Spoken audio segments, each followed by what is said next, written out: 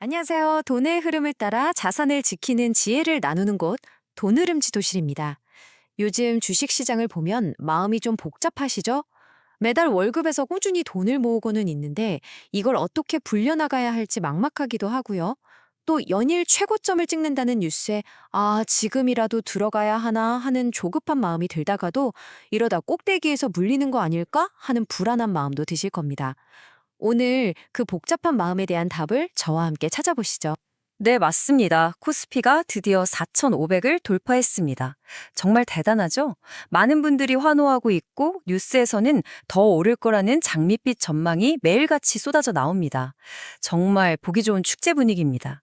그런데 말이죠. 이 화려한 파티가 한창일 때 정작 아주 중요한 손님 몇몇은 조용히 파티장을 빠져나가고 있다는 사실 혹시 알고 계셨나요?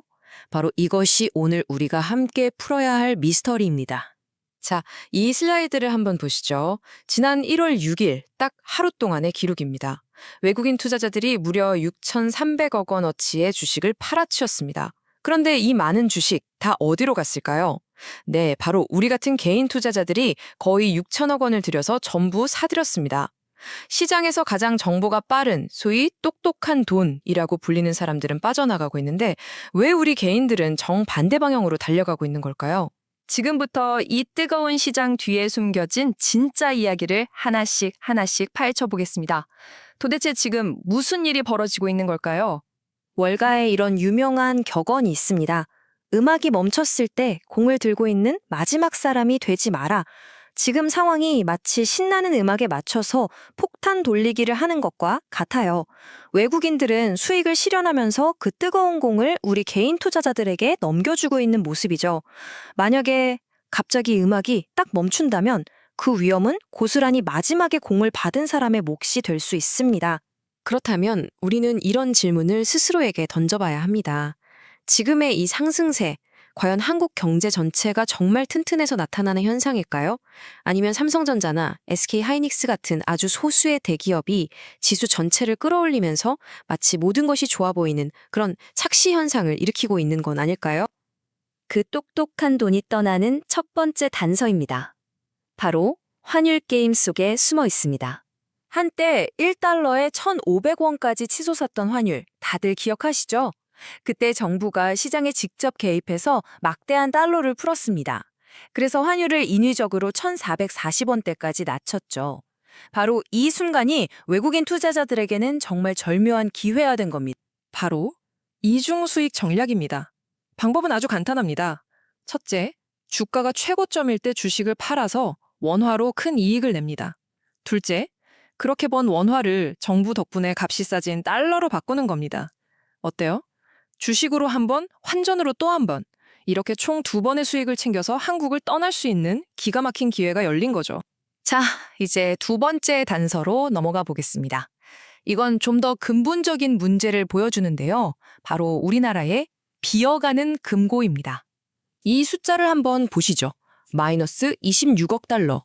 이게 무슨 뜻이냐면요.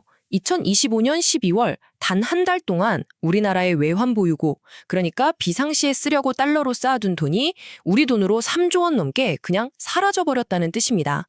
그런데 더 중요한 사실은요. 이 감소폭이 12월 기준으로 무려 28년 만에 가장 컸다는 점입니다.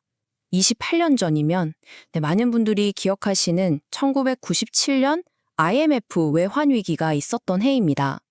보통 연말에는 수출 대금 같은 게 들어와서 외화가 늘어나야 정상인데 오히려 이렇게 크게 줄었다는 건 아주 심상치 않은 신호입니다. 이건 정부가 환율을 지키기 위해서 얼마나 많은 달러를 썼는지를 보여주는 명백한 증거입니다. 비유하자면 집에 불이 났을 때 비상 물탱크에 물을 써서 급한 불을 끄는 것과 같아요. 당장의 위기는 넘길 수 있겠지만 정작 내일 더 큰 불이 났을 때 쓸 물이 부족해지는 위험을 감수하는 것이. 세 번째 이유는 바로 한국은행의 신뢰도 문제입니다. 이전에는 금리를 내릴 수도 있다는 신호를 주다가 환율이 불안해지니까 갑자기 입장을 바꿔서 환율 방어에 집중하겠다고 했어요. 투자자들 입장에서는 중앙은행의 다음 수를 예측할 수가 없으니 마치 안개 속을 걷는 것과 같거든요. 이런 불확실성을 가장 싫어하는 외국인 자금이 빠져나가는 또 다른 이유가 되는 겁니다.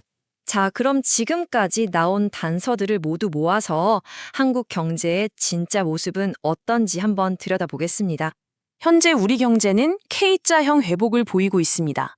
말 그대로 K 글자처럼 반도체 같은 일부 수출 대기업은 위로 쭉쭉 성장하는데 나머지 대부분의 산업과 우리 같은 서민들의 경제는 아래로 가라앉고 있다는 뜻입니다. 실제 데이터가 이걸 보여줘요. 전체 경제 성장률은 1.8%지만 여기서 잘 나가는 IT 부문을 빼고 나면 1.4%로 뚝 떨어집니다. 즉, 뉴스에서는 경제가 좋다고 하지만 우리 주변 대부분의 자영업자나 중소기업, 또 직장인들의 살림살이는 오히려 더 팍팍해지고 있다는 신호입니다. 그리고 주가 지수라는 화려한 겉모습 아래에는 우리가 반드시 주목해야 할 아주 위험한 경고등이 여러 개 켜져 있습니다. 바로 부채 폭탄입니다. 이 표를 보십시오. 가계부채는 1968조 원에 육박하고요. 다 짓고도 팔리지 않은 새 아파트는 28,800채에 달합니다. 이런 숫자들은 화려한 주가지수 뒤에 가려진 우리 경제의 약한 고리이자 언제 터질지 모르는 시한폭탄과도 같습니다. 자, 그럼 이렇게 복잡하고 불안한 상황에서 우리는 어떻게 해야 할까요? 이제부터가 정말 중요합니다. 여러분의 소중한 자산을 지키기 위한 방어 투자 점검 목록을 지금부터 저와 함께 하나씩 살펴보겠습니다. 저와 함께 차근차근 짚어보죠.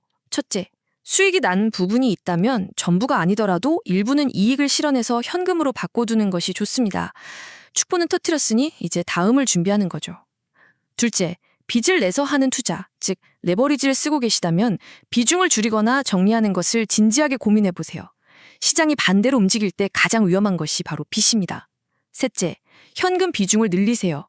현금은 위기 상황에서 나를 지켜주는 가장 튼튼한 방패이자 좋은 자산이 싸졌을 때 기회를 잡을 수 있는 총알이 됩니다.